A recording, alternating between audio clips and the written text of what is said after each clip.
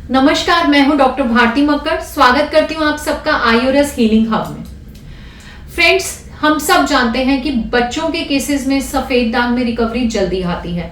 सफेद दाग हो, कोई और स्किन प्रॉब्लम हो, एलोपेशिया जैसी कोई और ऑटो इम्यून डिजीज हो, गर्ल्स में, छोटी गर्ल्स में या छोटे बॉयज में रिकवरी तेज होती है। उसका एक कारण होता है कि वो लोग स्ट्रेस नहीं लेते।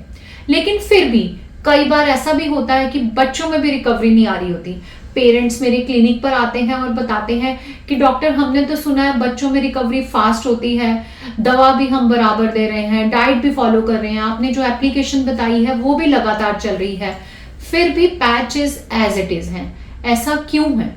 आज की इस वीडियो में मैं आपको बताऊंगी इसके पीछे छुपा हुआ रीजन, जो किसी रिपोर्ट में नहीं आता, किसी टेस्ट में नहीं आता, लेकिन रिकवरी को बहुत स्लो कर देता है। आइए शुरू करते हैं।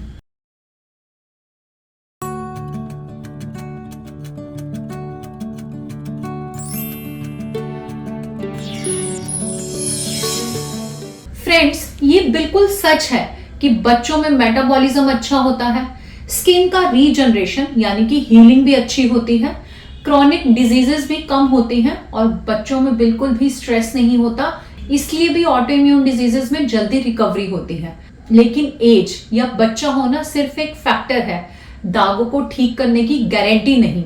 अगर दाग ठीक करने हैं तो आपकी बॉडी यानी आपका शरीर और आपका माइंड यानी कि आपका मन दोनों ही हीलिंग मोड में होना जरूरी है। बच्चों के केस में हमें एक बहुत ही सेंसिटिव पॉइंट समझने की जरूरत है। बच्चे सिर्फ अपने दागों से नहीं, पेरेंट्स की चिंता से भी प्रभावित होते हैं। मैंने बहुत बार देखा है कि अगर बच्चे के पेरेंट्स, खास करके माँ, जब बार बार दागों को चेक करती है, हर टाइम फ्यूचर की बात करती है, हर टाइम फ्यूचर की टेंशन करती है, या माँ बाप या रिश्तेदारी में बार बार ये डिस्कस होता है कि दाग हो गए हैं, अब आगे क्या होगा, अब इसका क्या करना है, और दागों को लेकर पूरा परिवार एंशियस रहता है, तो बच्चा वो सब एब्जॉर्ब कर लेता है। हम बहुत बार ये समझते हैं कि बच्चे को कुछ पता नहीं चल रहा, उसके सामने ही हम बहुत सारी चीजें डिस्कस कर लेते हैं, लेकिन वो चुप रहने वाला बच्चा धीरे धीरे सब कुछ समझ रहा होता है। बच्चा ओपनली कुछ नहीं बोलता, लेकिन अंदर से सोचता है, मेरी वजह से मम्मी परेशान है, मेरे कारण घर में टेंशन है, मेरी वजह से ही पूरा घर प्रॉब्लम में है, मैं ही प्रॉब्लम हूं। जी हाँ, बच्चों के अंदर ये सोच डेवलप हो जाती है कि वो खुद ही एक प्रॉब्लम है, और यही सोच बनती है इमोशनल बर्डन। पेरेंट्स सोचते हैं बच्चा है, इसे क्या स्ट्रेस होगा, आकर मेरे पास बताते हैं नहीं नहीं, इसे कोई स्ट्रेस नहीं है। लेकिन आज का बच्चा बहुत कुछ साइलेंटली यानी कि चुपचाप हैंडल कर रहा होता है।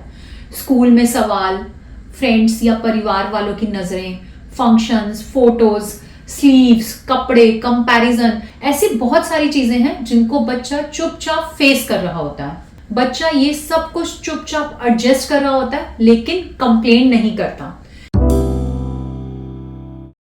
स्ट्रेस सिर्फ एक फीलिंग नहीं है, उसका बायोकेमिकल इफेक्ट होता है। जब बच्चे इस तरह का स्ट्रेस लेते हैं, बेशक आपको वो नजर ना आए, लेकिन स्ट्रेस उनका कॉर्टिसोल लेवल बढ़ाता है, जो इम्यून को इम्बैलेंस करता है, स्किन की हीलिंग घटाता है, ऑटो इम्यून को और ट्रिगर करता है, जिसकी वजह से दाग ठीक नहीं होते हैं। आयुर्वेद में साफ साफ लिखा है कि अगर मन दूषित रहेगा यानी कि आपका मन हैवी रहेगा, तो आपकी त्वचा भी दूषित रहेगी। इसलिए अगर आपको सफेद दाग में रिकवरी चाहिए या किसी भी ऑटो इम्यून कंडीशन में रिकवरी चाहिए, तो ये बहुत जरूरी है कि आपका मन स्वच्छ, निर्मल हो, यानी कि स्ट्रेस फ्री हो। जब मन भारी होता है तो बॉडी पिगमेंटेशन प्रोसेस को प्रमोट नहीं करती है, स्किन में हीलिंग नहीं होती है और दाग एज इट इज रहते हैं। यहां कोई ब्लेम नहीं है, पेरेंट्स गलत नहीं है। पेरेंट्स तो अपने बच्चों का फायदा ही चाहते होते हैं। माँ या पेरेंट्स या घर वाले कभी भी उसका नुकसान नहीं चाहते, वो कभी भी गलत नहीं होते। लेकिन बच्चों की रिकवरी के लिए पेरेंट्स को ये जरूर समझना होगा कि मेडिसिन जरूरी है, डाइट जरूरी है, बट इमोशनल सेफ्टी सबसे ज्यादा जरूरी है। ये समझना बहुत जरूरी है। नंबर 1, बच्चों के सामने चिंता कम दिखाएं। बच्चों को ये बार बार ना बतलाएं कि ये क्या हुआ है, या आप बताते नहीं है। कई बार मैं पेरेंट्स से बात करती हूँ, वो कहते हैं हम बच्चों को कुछ नहीं कहते। आप बच्चों को कुछ नहीं कह रहे, लेकिन आपने बच्चों के सामने आपस में, जैसे आपस में माँ बाप डिस्कस करें, वो भी नहीं करना है। परिवार में दादा दादी से डिस्कस नहीं करना है। हमने ये नहीं सोचना कि बच्चा तो खेल रहा है, हम ये बात कर सकते हैं। आपने बच्चों के सामने चिंता नहीं दिखानी है। और अगर अभी तक आप ये गलती कर रहे थे, तो आज से ही इसमें एक चेंज लाएं। चिंता ना दिखाएं और साथ ही साथ ये बताएं कि इसमें तो इतने घबराने की बात ही नहीं थी, हम ऐसे ही बेकार चिंता करते थे। उस बच्चे के सामने कुछ इस तरह की बातें करें जिससे अगर उसने कुछ आपसे पहले एब्जॉर्ब भी किया है तो वो धीरे धीरे रिवर्स हो सके और बच्चे की इंटरनल टेंशन या इमोशनल बर्डन कम हो सके। नंबर 2, दागों को बार बार ना देखें। बहुत सारे पेरेंट्स क्या करते हैं, सोचते हैं हम बोल कुछ नहीं रहे, बच्चे की कंघी करते हुए या उसको उस जगह पे ध्यान से देखने लगते हैं। स्पेशली अगर आपका बच्चा गर्ल है तो गर्ल चाइल्ड जो है वो और भी ज्यादा अच्छे से अपने माँ बाप की नजरें समझती है या उसका तौर तरीका समझती है।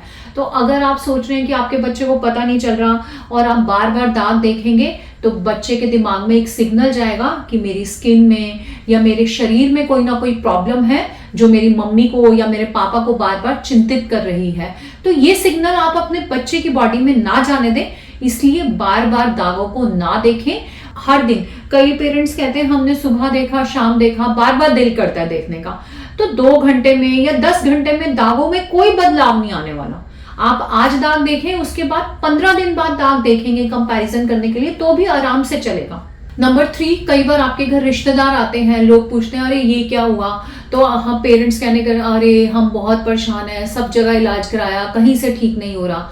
तो नंबर 3 क्या है कि दागों की डिस्कशन को लिमिटेड करें। लोगों के लिए, आप अपने रिश्तेदारों के लिए अपने बच्चे को बलि का बकरा ना बनाएं। उसके सामने किसी से भी ये मत कहें कि हम बहुत परेशान हैं, कहीं इलाज करा लिया, ये ठीक ही नहीं हो रहा, कितना समय लगेगा या कितना पैसा लग गया। इस तरह की डिस्कशन बिल्कुल नहीं करें। बल्कि कोई पूछता है तो कहें अरे ये तो ऑटोइम्यून है, हमें इसकी कोई चिंता नहीं है, इलाज चल रहा है, ठीक हो। बिल्कुल एकदम आपको ऐसा जवाब देना है कि नहीं नहीं, इससे तो कोई टेंशन की बात नहीं है, स्पेशली तब जब आपका बच्चा आपके आसपास हो। नंबर 4, आप ट्रीटमेंट को रूटीन बनाएं, टेंशन नहीं। बहुत सारे लोग टेंशन बना लेते हैं, दवा खाई कि नहीं खाई। आपने उसको अडेप्ट करना है कि हाँ, हमने अपनी हेल्थ के लिए, हमने अपनी स्किन के लिए कुछ पॉजिटिव चेंजेस लाने हैं, अच्छी डाइट फॉलो करनी है, दवाई टाइम पर खानी है, लेकिन उसको टेंशन नहीं बनाना। दवा खाई कि नहीं खाई, ऐसे पेरेंट्स बोलते हैं, वो गलत है। आपने अपने बच्चे को बताना है हमने दवा जरूर खानी है, यानी कि माहौल को टेंस नहीं करना, स्मूथली चलते हुए वो काम करना है। नंबर 4, हमेशा जो सबसे ज्यादा जरूरी है कि बच्चे को फील होने देना है कि मैं नॉर्मल हूं और सब ठीक है। कई बार जैसे ही मैं अपने पेशेंट्स के पेरेंट्स को बताती हूँ कि आपने वो ये चेंजेस करने हैं, जैसे ही वो इन चीजों पर बात करते हैं और ध्यान देते हैं, यानी कि जैसे ही घर का टेंशन का माहौल कम हो जाता है, रिकवरी अपने आप तेज हो जाती है। तो अगर आपके घर में भी कुछ ऐसा ही माहौल है, अगर आपके घर में भी कोई बच्चा बीमार है और बार बार आप उसी पे डिस्कस करते हैं, तो आज से ये बदलाव जरूर लाएं और देखिएगा ये बदलाव लाते ही आपके बच्चे की रिकवरी तेज हो जाएगी और प्रॉब्लम धीरे धीरे सॉल्व हो जाएगी। याद रखिए, बच्चा सिर्फ दवा से नहीं, प्यार, शांति और कॉन्फिडेंस से हील होता है। आशा करती हूँ आज की वीडियो आपको अच्छी लगी। वीडियो अच्छी लगी तो इसे ज्यादा से ज्यादा लोगों को लाइक करें। और भी ऐसी ही वीडियोस देखना चाहते हैं तो मेरे चैनल को जरूर सब्सक्राइब करें। मिलते हैं एक अगली वीडियो में एक नए टॉपिक के साथ। तब तक के लिए आयुर्वेद अपनाएं, स्वस्थ रहें, खुश रहें। धन्यवाद।